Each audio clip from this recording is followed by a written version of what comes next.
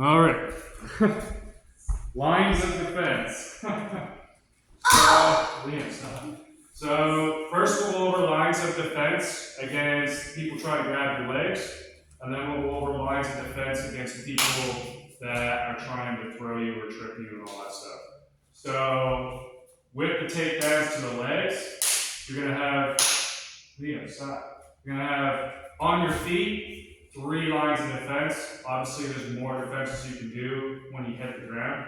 We're just going to go over when you're standing. So, my first line of defense against anybody trying to shoot in on my legs is going to be, I'm not going to count movement. Movement obviously will be your first line of defense. If you're not in front of them, they can't shoot you on. But besides that, first line of defense is going to be your head. So, if we're both in our stance, and Scott decides to have a bent over posture and I decide to have an upright posture, Scott's already beaten my line of defense with my head because his head is lower than mine. So I can't use my head now to defend against Scott's shot. So I've already taken away one layer of my defense. So if I match Scott's level with my head, now when Scott tries to grab my legs, I can use my head in the way of Scott's body to stop him from getting to my legs. Maybe he'll be able to touch your legs, but he's not going to be able to get good control of your legs if your head is in the way.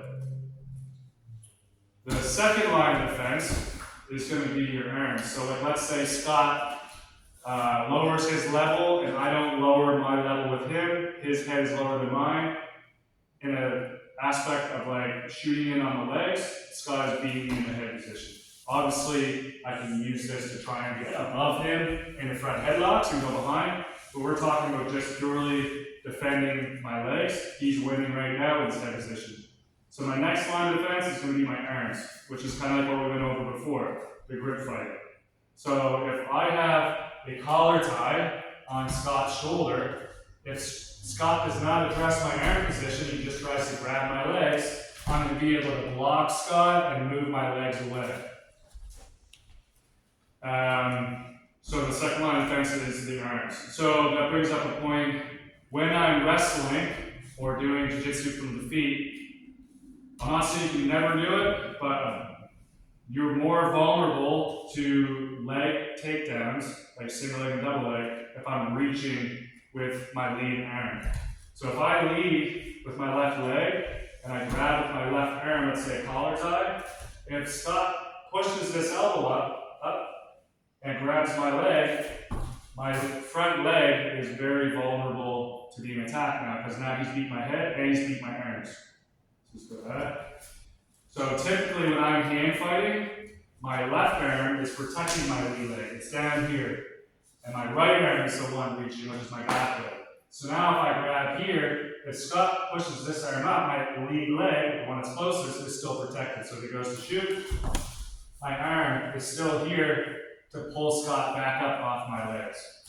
But I don't have that option really if I'm reaching with my lead arm. Because if he pushes this one up, now this arm can't really protect that leg very well, and now he's in on my hips. So typically when we're hand fighting, we don't want to reach with our lead arm because of that reason. So hand fighting, I can use any grips. So as long as I'm controlling the grip, it's going to be very hard for my partner to try and take me down. It could be wrist control. Like if I have double wrists here, let's say, if he tries to grab my legs, go ahead. Like he can't use his hands to grab it in the first place. If I have bicep ties, try to grab my legs. Right? I have the inside position. I can frame his arms away. He's not going to be able to grab my legs. Sorry. Maybe it's an underhook. If I'm under his arm, if he tries to grab my legs, one, he's only got one arm to grab with, so try and grab it. Or it's going to be easy just to remove the arm. And two, like I can use my angle and my inside position to make it really hard for him to reach in the first place. So outside position, you can do the same thing. If I have a Russian tie, try and grab my legs from here. He only has one arm to reach with, and I have the better angle to actually grab his legs. So any of these tie-ups, whether inside or outside, as long as I'm controlling the tie-up, he's not going to be able to effectively attack my legs.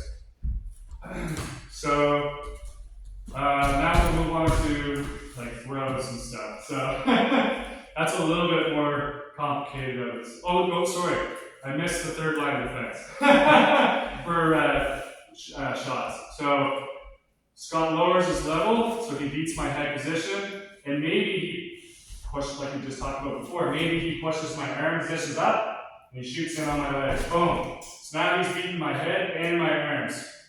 My next line of defense is my sprawl, which is my hips, right? So this is a deeper layer of defense, but if he's in on a double leg like this, I'm going to need to use my hips in a heavy manner to be able to lessen his grips on my legs, right?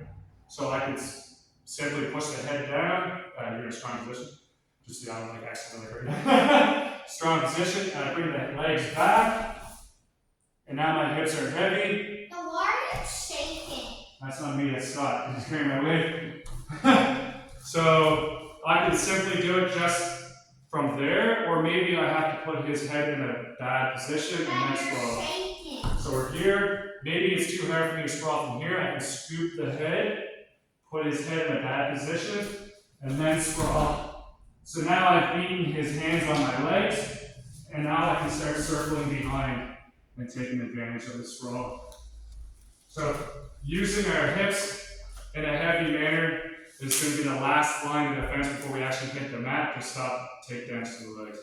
Alright, start takedowns. So we'll stop there and then we'll go into the throws and stuff in defense to that.